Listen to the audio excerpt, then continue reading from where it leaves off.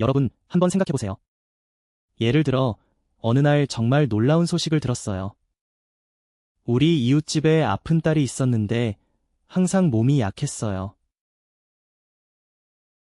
그래서 일찍 죽을 것 같았죠. 하지만 불행히도 그녀는 죽었다가 다시 살아났어요. 그런 특별한 경우라면 여러분도 그 집에 가서 확인해 보지 않겠어요? 솔직히 말해봐요. 가고 싶지 않겠어요. 그렇죠? 상황이 어떤지 확인해야죠.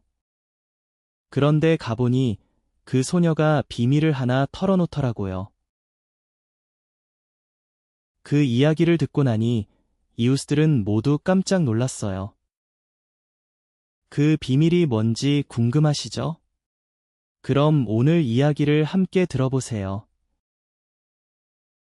안녕하세요, 여러분. 엘리위에 오신 것을 환영합니다. 저는 엘리위언, 귀신 이야기를 전하는 사람입니다. 채널 처이엠마 엘리위언에서요. 이야기를 들을 때 더 재미있게 즐기시려면 제가 준비한 작은 게임에 참여해보세요. 그리고 채널도 구독해주시면 감사하겠습니다. 그렇죠? 자, 이제 시작해볼까요? 기 빌린 시체. 엘리위언의 이야기. 도움 주신 김린. 오늘의 이야기는 평소와 좀 달라요. 보통은 청취자들의 편지죠. 채널로 보내주신 것들. 하지만 오늘은 제가 어르신들한테 들은 이야기를 해드릴게요. 이건 실제로 일어난 일이에요. 그런데 중국에서 일어난 일이죠. 어떤 작은 어촌에서 약 5년 전쯤의 이야기입니다. 정확히는 잘 모르겠어요. 그때는 지금처럼 정보가 많지 않았거든요. 시골 마을은 외딴 곳이었죠. 사람들은 이 강에서 살고 죽는 것이 전부였어요. 그래서 마을에서 일어난 일들은 마을 밖으로 잘 알려지지 않았죠. 아주 드물게요. 그런데 이야기는 듣는 사람 모두가 소름이 끼칠 정도로 기이해요. 한 사람이 죽었어요. 장례식이 거의 끝나갈 무렵 갑자기 앉아서 일어났어요. 그런데 다시 살아났다고 기뻐할 일이 아니에요. 왜냐하면 그 사람은 이전의 사람이 아니었거든요. 완전히 다른 사람이 되어버렸어요. 목소리도 다르고 모습도 달라졌죠. 부모님이 바로 앞에 서 있는데 그걸 보고도 전혀 알아보지 못했어요. 이런 일이 벌어진 걸까요? 그럼 제가 천천히 이야기해드릴게요. 어떤 작은 어촌에 한 집이 있었어요. 그 아버지를 쭈찬이라고 부를게요. 쭈찬은 그런 사람이었어요. 아버지는 쭈찬이라고 부를게요. 바로 이 쭈찬이에요. 온갖 그는 배를 타고 일해요. 화물 운반을 하죠. 그리고 잡화 장사도 해요. 강가 근처에서요. 쭈찬 집도 평범해요. 하지만 먹고 살 만큼은 돼요. 쭈찬에게는 딸이 하나 있어요. 그녀의 이름은 아프기라고 부를게요. 쭈찬에게는 딸이 하나 있어요. 그 당시 그녀는 17살 정도였어요. 정말 착하고 순했어요. 하지만 안타깝게도 병이 많았어요. 병이 1년 넘게 지속됐어요. 약을 계속 먹었죠. 진찰도 자주 받았고요. 하지만 나아지지 않았어요. 아프게 병에 대해 이야기하자면 처음에는 그렇게 심각하지 않았어요. 그녀가 갑자기 식사를 줄이기 시작했어요. 몸이 너무 피곤해 보였어요. 무슨 일을 해도 금방 지쳤죠. 띠엠차는 그때 아프게 엄마였어요. 여자아이의 성장통인 줄 알았죠. 그래서 여러 가지 보양식을 챙겼어요. 닭도 끓이고 생선도 요리했죠. 약도 사서 끓여서 먹였어요. 그런데 이상한 건 더 보양할수록 아프군 더 약해졌어요. 그때 아프게 피부는 정말 아름다웠어요. 붉고 건강했죠. 하지만 시간이 지나면서 점점 창백해졌어요.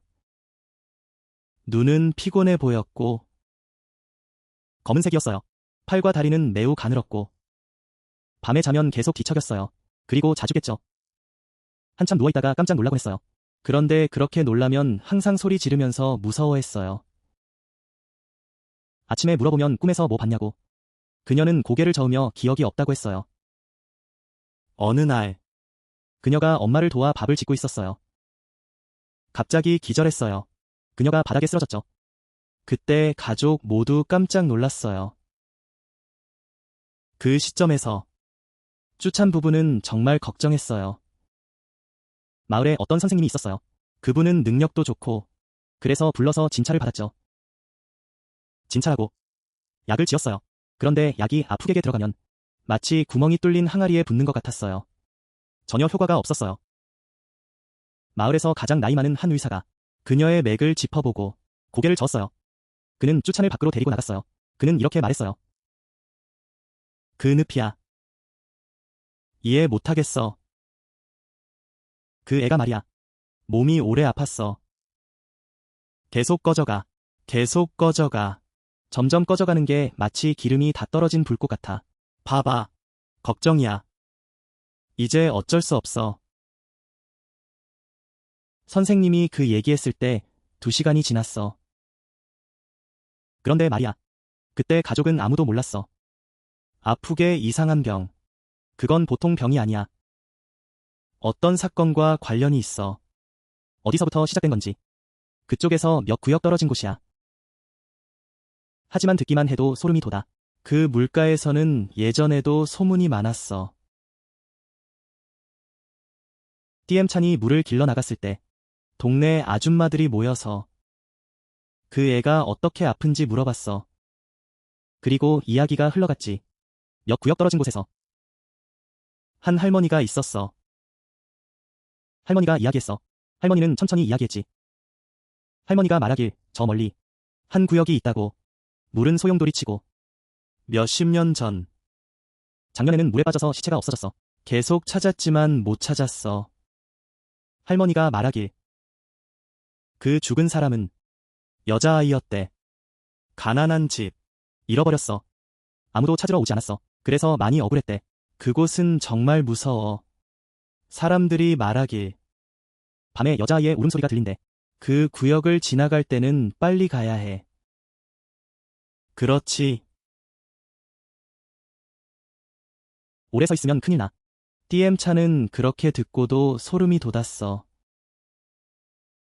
하지만 그건 남의 일이라고 생각했지. 우리 집과는 상관없다고. 그래서 듣고도 신경 쓰지 않았어. 하지만 그게 아니었어. 그로부터 며칠 후, 띠엠찬의 남편이 물건을 가지러 갔어. 그 할머니가 말한 구역으로 갔지. 그때서야 기억이 났어. 기억이 나자. 이미 늦었어. 정확히 아프기 죽은 때였어. 아프기랑 관련된 사건이었죠. 쭈차는 멀리 가야 할 일이 생겼어요. 약값이 필요해서 그렇죠. 그래서 쭈차는 아내와 아이를 두고 가야 했어요. 집에 남겨두고요. 혼자서 빨리 물건을 가져오려고 했죠. 이번 여행은 평소보다 훨씬 멀었어요. 여러 구불구불한 강을 지나야 했고 그런 구간은 쭈찬이 잘 가지 않던 곳이에요. 그때 돌아오는 길에는 하늘이 어두워졌어요. 쭈찬은 한 구간을 지나가고 있었죠. 그 구간은 정말 조용했어요. 강가에는 갈대만 가득했죠. 어떤 집 그림자도 보이지 않았어요. 그 구간은 물이 소용돌이치고 있었어요. 주변 사람들은 밤에 잘 가지 않아요. 하지만 쭈찬은 물길에 익숙했죠. 그래서 그냥 빨리 지나가려고 했어요. 하지만 여러분, 그게 끝이 아니에요. 쭈찬이 그 소용돌이 한가운데로 들어갔을 때 하늘은 고요했어요. 갑자기 물이 소용돌이치기 시작했죠. 막 계속 소용돌이쳤어요. 그것은 마치 거대한 물덩어리처럼 느껴졌어요. 배가 흔들리기 시작했죠. 한쪽으로 기울어졌어요. 물이 배 안으로 쏟아져 들어왔고 쭈차는 한 손으로 노를 잡고 다른 손으로 배를 붙잡았어요. 배가 뒤집히지 않게 하려고 최선을 다했죠. 그때 배를 지키느라 정신이 없었어요. 쭈차는 분명히 들었어요. 어떤 소리가 들렸죠. 여자아이의 목소리. 그 소리가 계속 울려 퍼졌어요. 물속 깊은 곳에서 쭈찬의 이름을 부르고 있었죠. 그런 식으로요. 쭈찬. 그때 그는 정말 놀랐어요.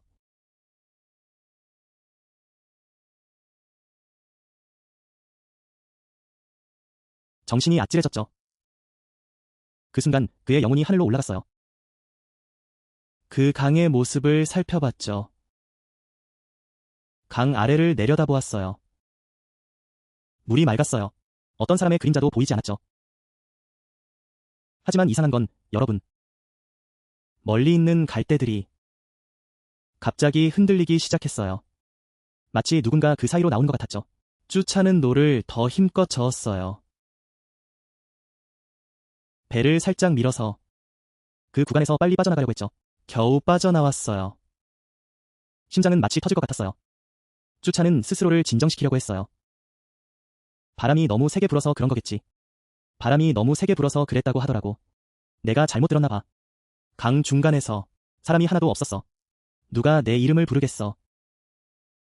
그렇게 말했지만 쭈찬 마음속에서는 계속 내 이름을 부르고 있었어. 그 소리가 계속 들리더라고. 어떻게 내 이름을 부르지? 그렇게 또렷하게 들리다니. 근데 이상한 건 그 강을 지나고 나서 갑자기 배가 무겁게 느껴졌어. 쭈찬이 힘을 주고 손이 다 아플 지경이었지. 그런데 배는 계속 느릿느릿. 마치 누군가 배에 앉아있는 것처럼. 그는 이리저리 살펴봤어. 물건은 여전히 거기 있었고 더 이상 실을 것도 없었어. 그런데 배가 이렇게 무겁지? 그때 그는 아무 생각도 못했어. 그냥 피곤한가 했지. 밤이 깊어. 다시 배를 저어 잠을 청했어. 강가에. 쭈찬이 꿈을 꿨어. 꿈에서 한 소녀를 봤어. 엄마 옷을 입고 온몸이 젖어 있었지. 그녀는 물가에 서 있었어. 손을 쭈찬에게 내밀었어. 입을 움직이며 뭔가 말하고 있었지. 마치 부르는 것처럼. 하지만 그의 목소리는 들리지 않았어. 그때 쭈찬은 깜짝 놀라서겠어. 주위를 둘러봤지만 아무도 없었어. 다음 날 아침에 쭈찬은 다시 출발했어. 가는 길에 몇 군데 정거장에 들렀어. 장사를 했지. 사람들이 쭈찬을 이상하게 쳐다봤어. 물가에서 장사하는 한 아줌마가 쭈찬이 등을 돌렸을 때 아줌마가 물어봤어. 너의 딸은 어디 갔어? 방금 너 옆에 서 있었잖아. 쭈찬은 깜짝 놀랐어. 혼자 왔다고 했지. 딸이 따라온 적이 없다고. 아줌마는 당황한 표정이었어. 눈을 비비며 아마 잘못 본 것 같다고. 하지만 아줌마 혼자만 잘못 본 건 아니었어. 다음 정거장에서 다른 배의 선장도 똑같이 물어봤어. 분명히 쭈찬배 옆에서 봤다고. 낡은 옷을 입은 소녀가 있었어. 머리는 젖어 있었고 배 위에 앉아 있었지. 그때 쭈찬은 점점 무서워지기 시작했어. 배가 이상하게 무거웠거든. 밤에는 꿈을 꿨어. 물속에 소녀가 보였어. 지금은 사람들이 나를 따라오는 소녀를 봤대. 하지만 나는 보이지 않았어. 쭈찬은 급히 배를 돌려 집으로 갔어. 그때 속이 불안해서 말로 표현할 수 없었어. 집에 도착했을 때는 이미 한밤중이었어. 집에 도착했을 때는 이미 한밤중이었어. 집에 도착했을 때는 이미 한밤중이었어. 배를 끌고 나왔어. 기뻐할 틈도 없이 집안에서 울음소리가 들렸어. 집에 들어가 보니 띠엠찬이 아푹을 안고 울고 있었어. 집에 들어가 보니 띠엠찬이 아푹을 안고 울고 있었어. 하늘이 울고 있었어. 알고 보니 내가 돌아온 그날 밤에 아프기 상태가 나빠졌어. 알고 보니 내가 돌아온 그날 밤에 아프기 상태가 나빠졌어. 띠엠찬이 말하길 오후에 아프기 일어나서 죽을 끓여 먹었다고.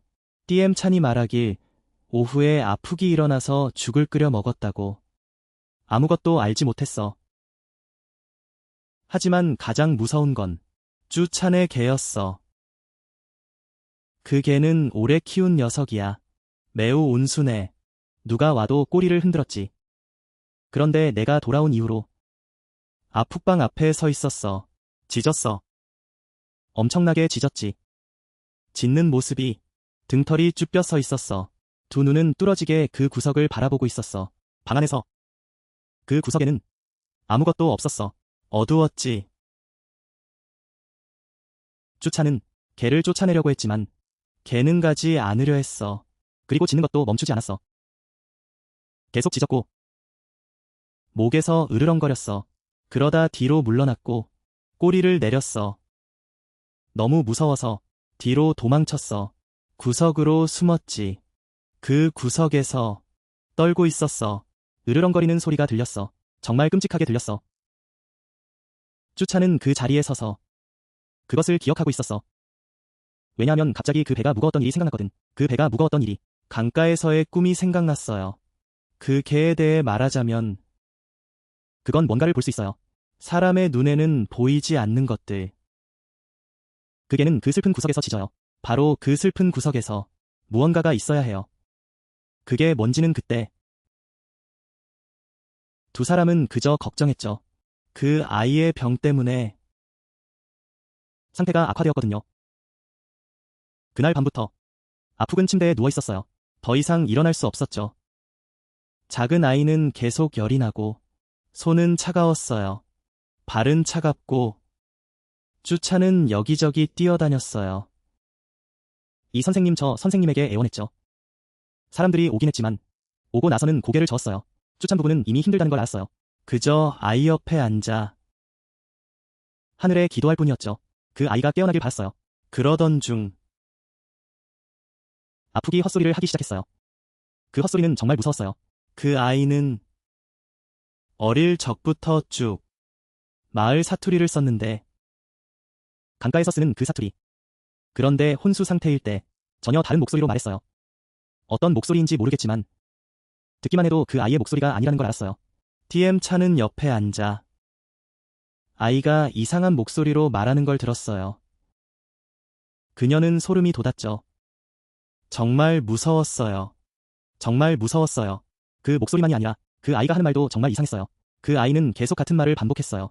그런데 그 말들이 숨이 막힐 듯 끊어졌어요. 마치 숨이 차는 것처럼요. 때로는 크고 때로는 작게 DM이 귀를 기울여서 들었어요. 그렇게 아프기 중얼거리는 걸 들었죠. 내 강을 돌려줘. 물이 너무 차가워. 너무 차가워. DM차는 옆에 앉아. 그 말을 듣고 소스라치게 놀랐어요. DM차는 옆에 앉아 있었어요. 그 이야기를 듣고는 영혼이 쏙 빠질 뻔했죠. 내 딸이 뭘 알겠어요. 가난한 집안이라 꿈도 없고 어디서 그런 꿈을 꾸겠어요. 왜 자꾸 내 꿈을 말하는 거지? 계속 내게 되돌려줘. 새로운 꿈이 필요해. 사람을 불러서 물어보라고. 아프군 눈을 감고 있었지만 혼미한 상태였죠. 그런데 입은 계속 그 말을 반복했어요. 그 새로운 말을 하더라고요. 나중에 생각해보니 자연스럽게 그게 첫 번째 단서였어요. 그때는 아무도 이해하지 못했죠. 그리고 셋째 날 새벽, 아프기 마지막 숨을 내쉬었어요. 그 아이는 갔지만 눈을 감지 못했어요. 입은 여전히 열려 있었고 마치 뭔가 말하고 싶어하는 듯했죠. 온 집안이 울음바다였어요. 쭈차는 아이의 장례를 준비했어요. 아이를 집 중앙에 눕히고 아침까지 기다렸죠. 장례식을 준비하기 위해서. 그 마을의 관습에 따라 죽은 사람은 하룻밤을 지나야 해요. 다음 날 아침에 장례를 치르죠. 이웃들도 소식을 듣고 그를 도와주러 왔어요. 향을 준비하고 음식을 챙겨주었죠. 쭈찬의 집안은 모두 슬퍼했어요. 모두의 얼굴이 우울했죠. 울고 있었고 눈이 많이 부풀어 올랐어요. 다음 날 아침 장례 준비 시간이 되었어요. 사람들이 물건을 가져오고 준비를 했죠. 아프을 위해 관을 만들었어요. 모두가 모여서 준비를 하며 아프의 시체를 들어올리려는데 끔찍한 일이 벌어졌어요. 아프의 시체가 거기서 가만히 있었는데 갑자기 몸을 일으켰어요. 허리를 곧게 펴고 눈앞에 있는 여러 사람들 앞에서요. 세상에 집안의 모든 사람들이 소리를 지르며 모두가 뒤로 물러났어요. 누군가는 넘어지기도 했어요. 그 할머니는 너무 약해 보였어요. 할머니는 기절해 버렸어요. DM차는 기쁘기도 했지만 무섭기도 했어요. 딸이 살아났다고 생각했거든요. 달려가서 딸을 안으려 했어요. 그런데 닿자마자 DM차는 바로 멈췄어요. 왜냐하면 그 자리에 앉아있는 사람은 확실히 아프 같았지만 눈빛은 아프게 것이 아니었거든요. 살아있을 때 그 아이는 착했어요. 눈빛이 항상 슬퍼 보였죠. 그런데 지금 눈앞에 있는 사람은 눈빛이 매우 차가웠어요. 주위를 살피고 있었죠. 마치 처음 집에 들어온 사람처럼. 그리고 DM찬을 뚫어지게 쳐다봤어요. 그 후에 한마디를 물었죠. 우리 집에 있는 사람들은 다 누구냐고. 여기는 어디냐고. 왜 내가 여기 있냐고. Dm차는 그 말을 듣고 손발이 다 떨렸어요. 그녀는 조심스럽게 딸에게 말했죠. 엄마야. 너 깨어났구나. 그런데 그 사람은 얼굴을 찡그리며 뒤로 물러났어요. 나는 너의 딸이 아니라고. 내게 손대지 말라고 했어요. 그리고 그 목소리. 세상에, 그 목소리는 아프게 것이 아니었어요. 완전히 낯선 목소리였죠. 정말 이상하게 들렸어요. 아프기 죽어가기 전 말하던 그 목소리랑 똑같았어요. 쭈차는 그 모습을 보고 당황했어요. 그는 달려가서 물었죠. 너 이름이 뭐니? 너 아프기지? 그 사람은 고개를 저었어요. 그리고 낯선 이름을 말했죠. 내 이름은 티어2야. 나는 아프기 아니야. 그 후에 머리를 감싸며 얼굴을 찡그리면서 혼란스러워했어요. 나는 왜 강에 있었는지 기억이 나. 물은 정말 차가웠어. 왜 지금 여기 있는 거지? 쭈찬의 가족은 그때 모두 얼어붙었어요. 아무도 무슨 일이 일어나는지 이해하지 못했죠. 자식이 죽었다가 살아났으니 물은 정말 차가워요. 왜 제가 여기 있죠? 쭈찬 집안 사람들은 그때 완전히 얼어붙어 있었어요. 아무도 무슨 일이 일어나고 있는지 몰랐어요. 내 아이가 죽었다가 다시 살아났어요. 그 사람이 말이야. 다른 이름을 쓰고 있어. 다른 목소리로 말해. 결국 그 사람은 누구야? 아프긴지 티어2인지. 이웃들이 장례를 도와주러 왔어. 모두 그 장면을 목격했지. 각자 집으로 돌아갔고. 그들은 모두 이야기를 나눴어. 그러다 보니 마을에 소문이 퍼졌지. 사람들이 쭈찬 집으로 몰려들었어. 마치 축제처럼 북적였지. 모두가 직접 보고 싶어 했어. 죽었던 사람이 다시 살아난 걸. 다른 사람으로 변해버린 걸. 그날 이후로 아프게 몸을 가진 그 사람은 자신을 티어2이라고 주장했어. 쭈찬과 TM찬을 부모로 인정하지 않고 그 집을 자신의 집이라고 하지 않았어. 처음 며칠 동안 그냥 구석에 앉아 있었지. 몸을 움츠리고 매우 두려워했어. 누가 가까이 가면 피했지. 결국 너무 배가 고파서 겨우 음식을 먹기 시작했어.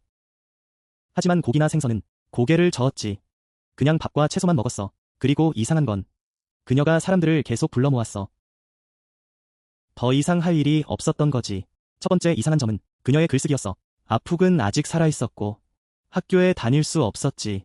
글자 하나도 모르는 아이였어. 그런데 그 사람은 어느 날 펜과 종이를 들고 탁자 위에서 그걸 집어들었어. 글을 쓰기 시작했지.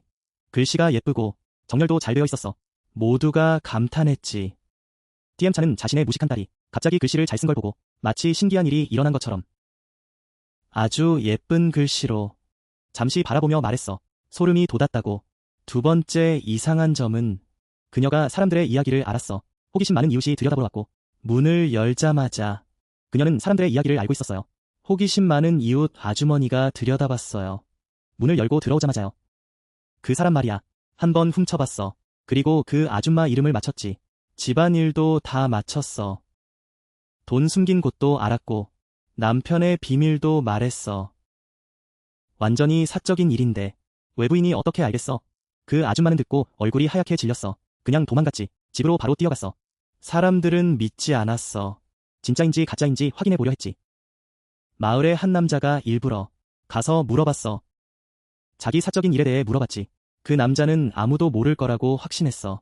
그 사람이 어떻게 모든 걸 맞추는지. 어릴 적 일까지 말했어. 남의 음식을 훔쳐 먹었던 일도 지금까지 숨겼던 일이지.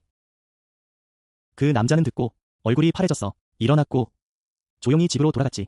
그 이후로는 그 아줌마에게 다가가지 않았어. 다시는 그런 일이 없었지. 그리고 세 번째 신기한 건 앞으로 일어날 일을 미리 말해줬어. 내일 비가 올 거라고. 정말로 다음날 비가 왔어. 어디 집에 일이 생길 거라고 말하면 그 집에 정말 일이 생겼지. 그러다 보니 마을 사람들은 무섭기도 하고 존경하기도 했어. 아, 그리고 이거 하나 더. 누군가 가까이 가서 그 아이의 손을 만지면 깜짝 놀라서 끝이야. 말해봐, 어떻게? 이 아이가 이렇게 얼음처럼 차가운 거지? 마치 얼음물 같아. 살아있는 사람의 피부가 이렇게 차가워. 만지면 정말 소름이 돋아. 여러분, 보셨죠? 이런 신기한 일들이 계속 일어나고 있어. 17살짜리 소녀가 글도 못 읽고 죽었다가 다시 살아났는데 갑자기 글씨를 잘 쓰고 세상의 일을 알고 미래를 예측할 수 있어. 사람은 마치 시체처럼 차가워. 그럼 그 사람은 아프기 맞는 건가? 마을이 다 떠들썩해. 세 무리로 나뉘었지. 세 그룹으로 나뉘었어요. 싸우고 나서 우리는 괜찮다고 했어요. 사람들은 괜찮다고 하더군요. 첫 번째 의견입니다.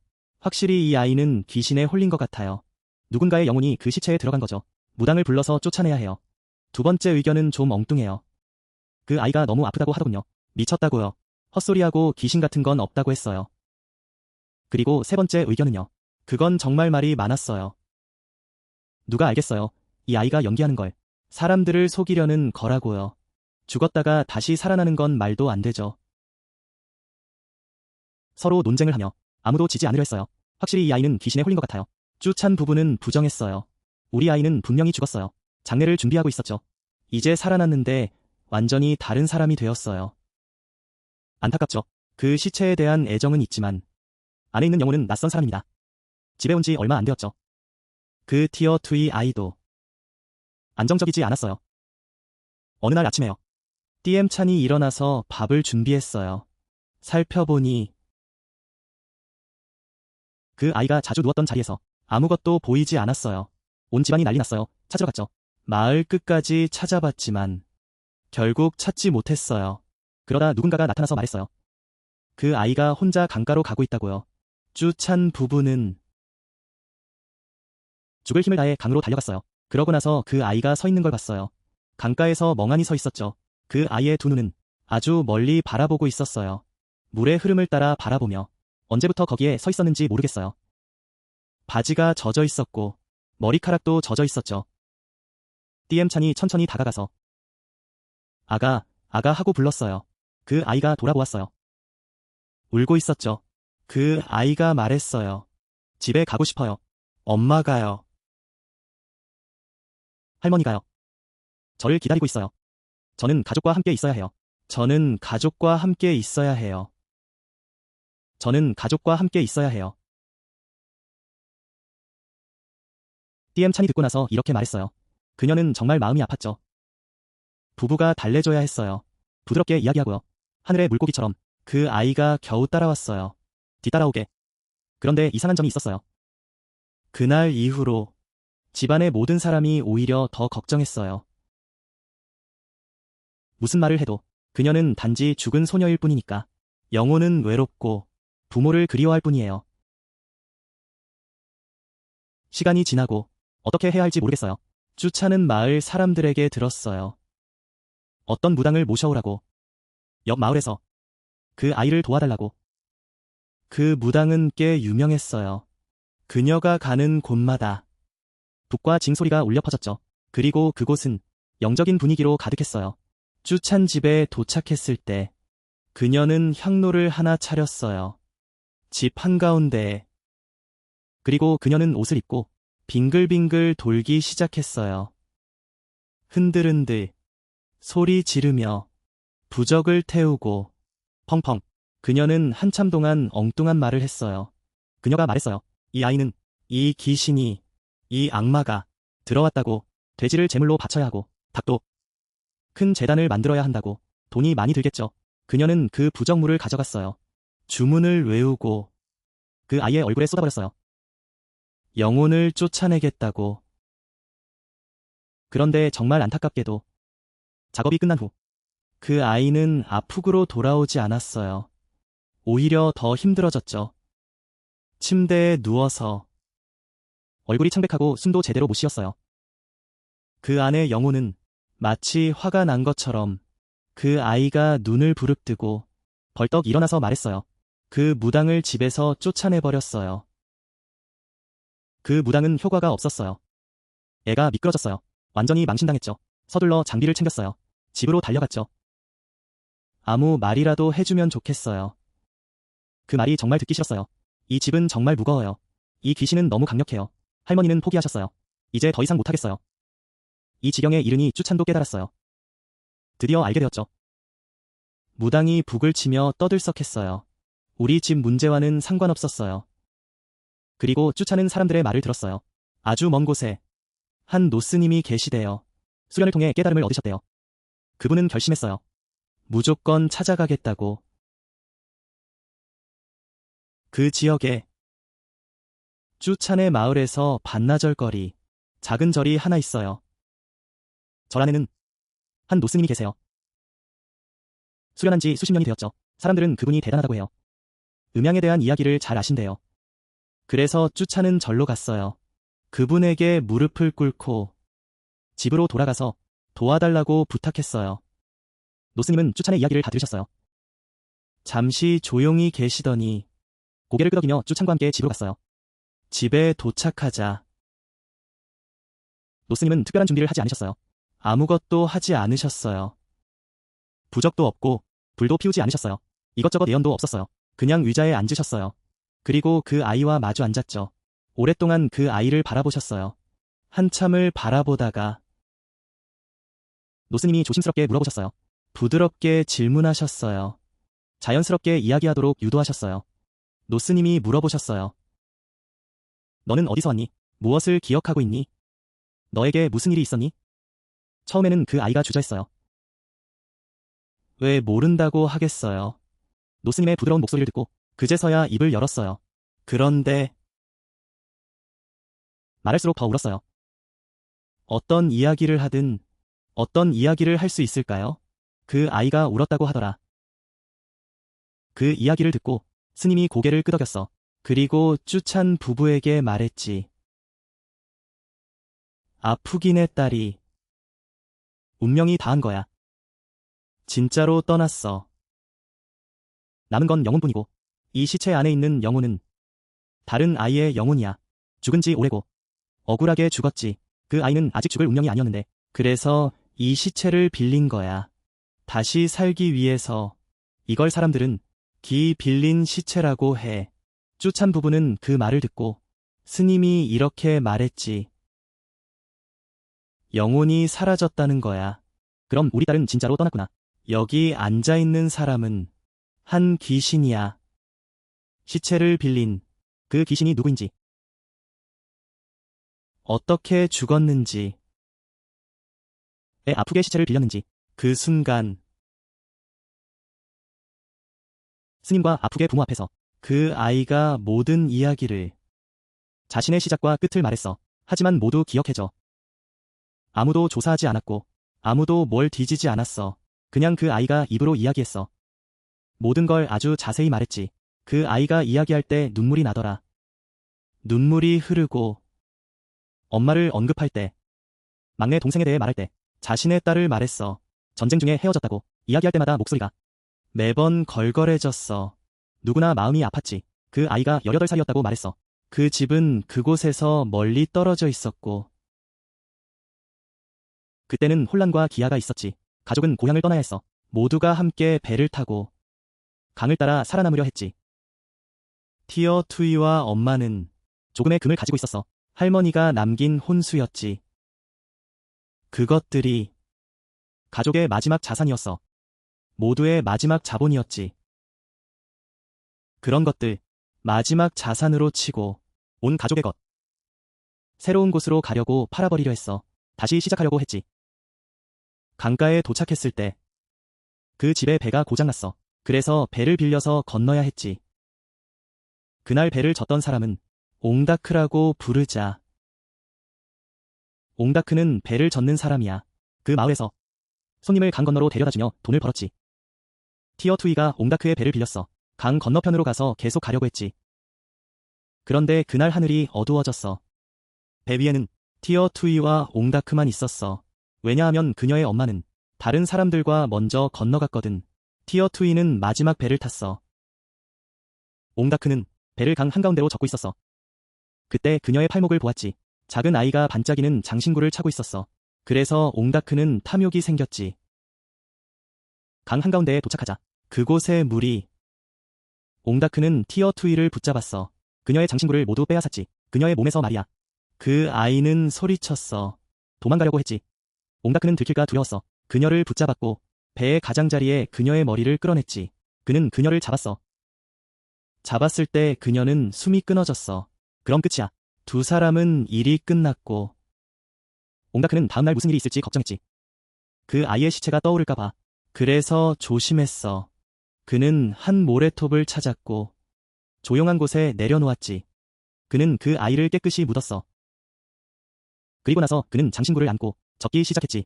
그 일은 없었던 일처럼. 정말 악랄한 인간이야. 사람들이 그의 배를 빌려서 믿고 목숨을 맡겼는데 그저 그 장신구 때문에 그는 무정하게도 한 소녀를 강에 던져 죽였어. 하지만 옹다크는 생각했지. 그렇게 하면 아무도 모를 거라고.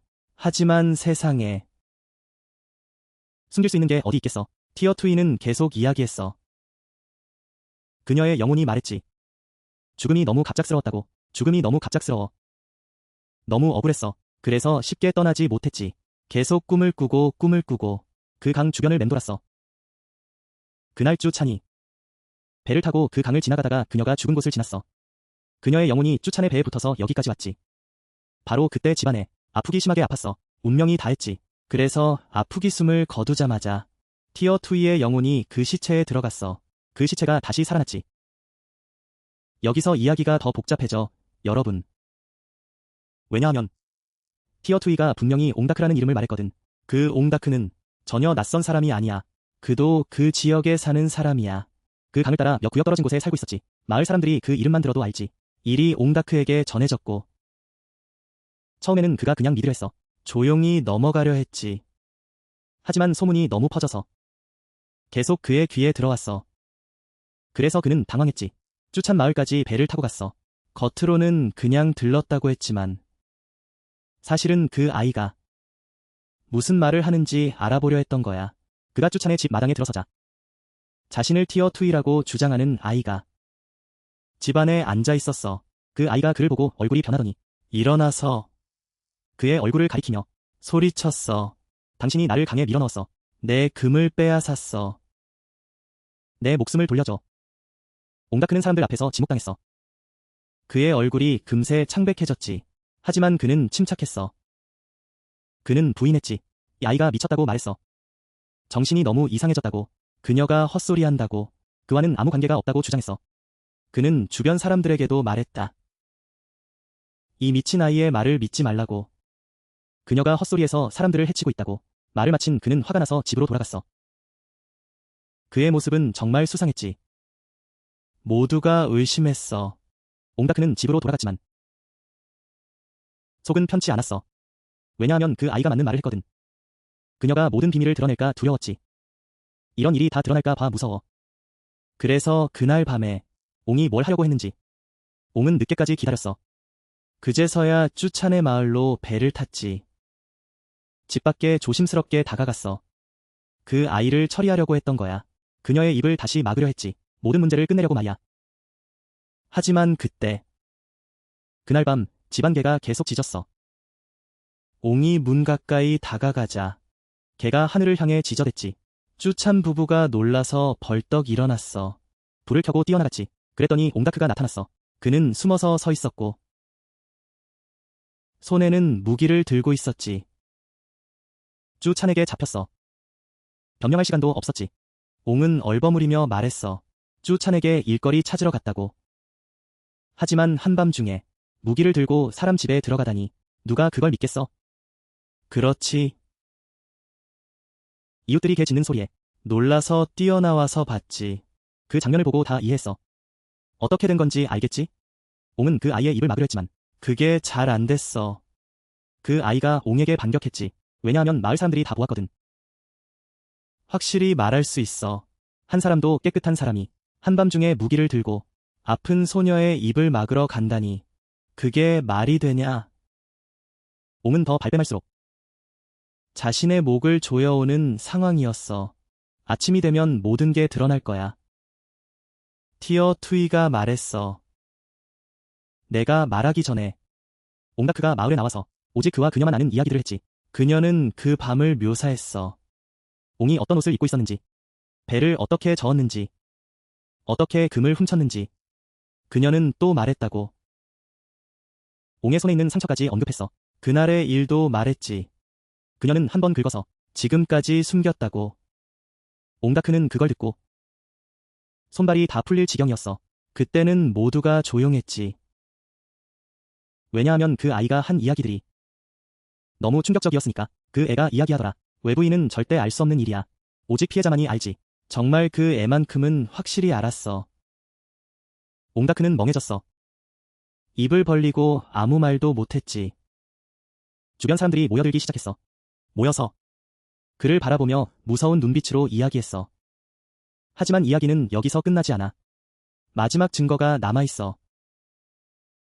옹다크가 변명할 길이 없게 말이야. 그 애가 다시 말했어. 모두를 이끌고 그곳으로 갔어. 증명하기 위해서. 자기 시체가 그때 한 옛단 모래톱에 떠내려갔다고. 강 근처에서 죽었던 곳에서 말이야.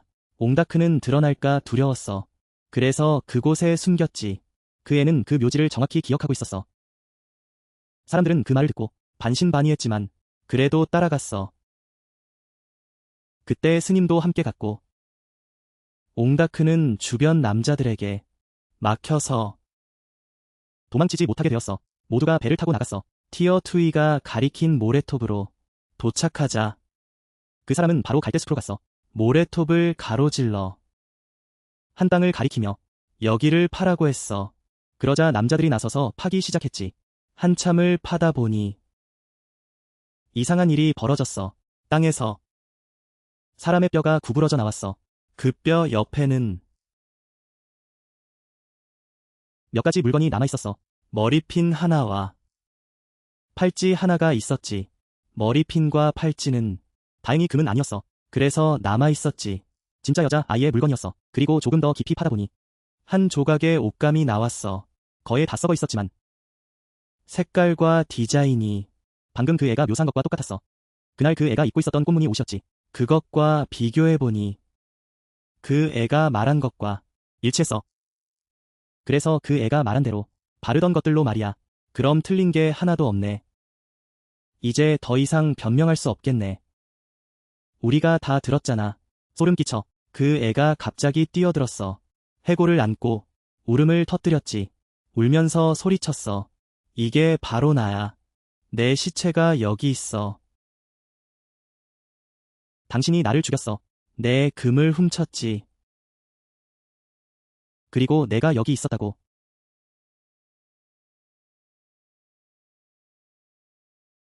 이 물건들이 내 것이라고 말했어. 이것들이 내 것이라고 말했지. 당신이 내 것을 빼앗았어.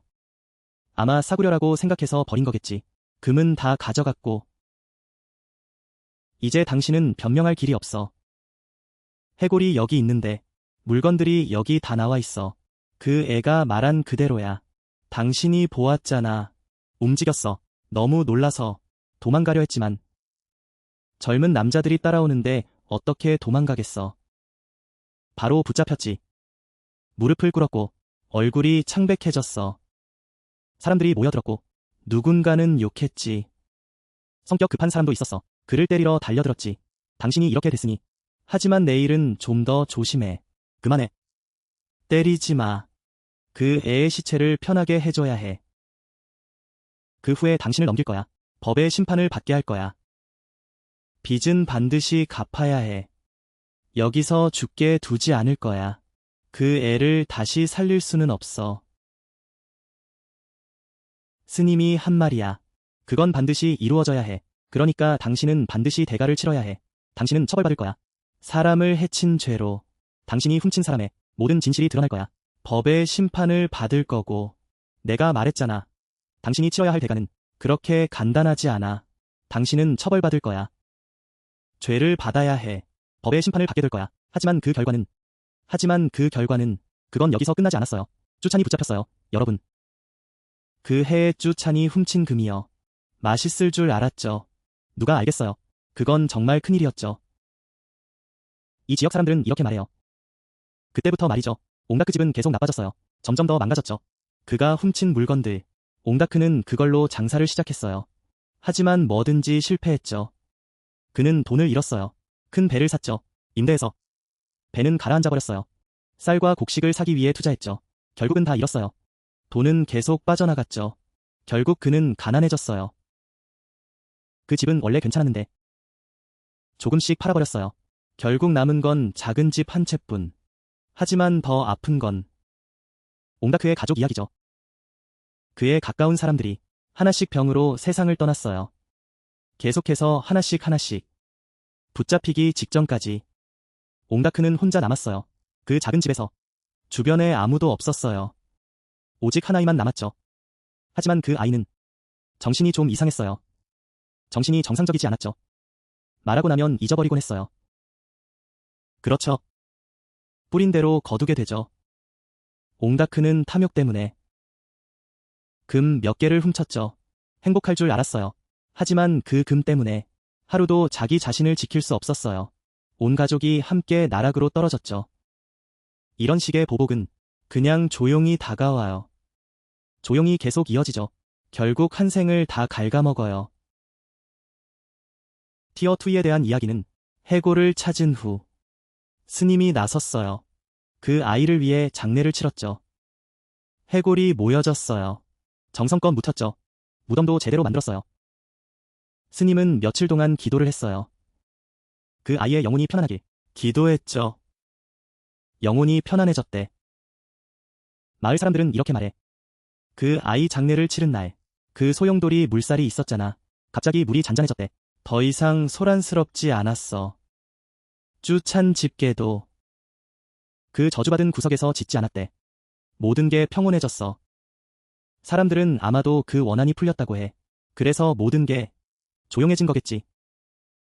그런데 이상한 건 뼈를 묻은 후부터 티어 2의 영혼이 아프게 시체에 더 이상 억눌리지 않았대. 원한도 없어진 거지. 그녀는 마음이 편해졌어. 원한이 풀리고 복수가 이루어졌으니 더 이상 미워할 게 없대. 그런데 이 시체는 아프게 것이고 영혼은 티어 2의 것이야. 그래서 그때부터 그 아이는 아프게 몸으로 계속 살게 되었대. 쭈찬 부부는 정말 안타까운 상황이야. 자식은 잃었고 가슴이 찢어질 듯 아프지. 하지만 그 시체를 보면 자기 아이가 거기 있는 거야. 그 안에는 다른 사람이 들어있고 그래서 사랑하기도 힘들고 사랑하지 않기도 힘들어. 결국 띠엠찬이 아이를 안고 울면서 이렇게 말했대. 괜찮아. 어쨌든 한 생명이니까. 아프기는 엄마 곁을 떠났고 너는 여기 남아. 아프기는 엄마 곁을 떠났고 엄마가 너를 내 아이처럼 여기게 해줄게. 그래서 그들은 결국 받아들였대. 하늘이 정해준 운명으로 티어 2를 가족처럼 보살펴주기로. 사람들은 나중에 그 아이가 착하게 살았다고 해. 알아서 잘 지내고 쭈찬집 바렛마을에서 잘 지냈대. 쭈찬집은 티어 2를 위해 작은 재단을 만들었고 그 아이가 직접 자신의 옛 시체를 위해 향을 피웠대. 무덤 아래에 누워있던 이상한 이야기 같지만 그래도 따뜻하잖아, 여러분. 그 아이는 자기 아이니까 이야기를 듣고 나면 계속 마음에 남아. 18살 소녀의 이야기야. 그 아이는 계속해서 나를 괴롭혔어요. 18살 소녀 하나가 말이죠. 아무 일도 없던 중에 금 몇 개 때문에 사람들에게 강에 던져져 죽었죠. 억울하게 죽어서 영혼이 떠나지 못하고 다른 사람의 시체를 빌려서 다시 살아났어요. 정의를 찾으려 했지만 그 덕분에 강 뒤에 숨겨진 죄악이 몇 년 만에 드러났죠. 세상에서는 악한 일을 하면 언젠가는 반드시 대가를 치르게 돼요. 도망칠 수는 없죠. 정의가 오히려 늦게 올 수도 있고 누구도 예상치 못한 길로 올 수 있어요. 결코 누구를 놓치지 않아요, 여러분. 그리고 사랑하는 시청자 여러분. 여기까지 들으셨다면 이야기는 끝났어요. 재미있었다면 응원해주세요. 채널 구독해주시면 감사해요. 좋아요와 공유도 부탁드려요. 그리고 알림 설정도 해주세요. 제가 새로운 이야기를 올릴 때 여러분이 가장 먼저 알림을 받을 수 있어요. 놓치는 이야기 없이요.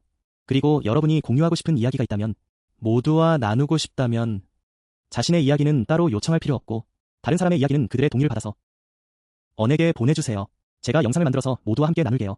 그럼 이제 안녕히 계세요. 다음에 또 만나요. 여러분과 함께 나누기 위해 영상을 만들었어요. 자, 이제 시작해볼까요? 안녕하세요, 여러분. 곧 다시 만나요.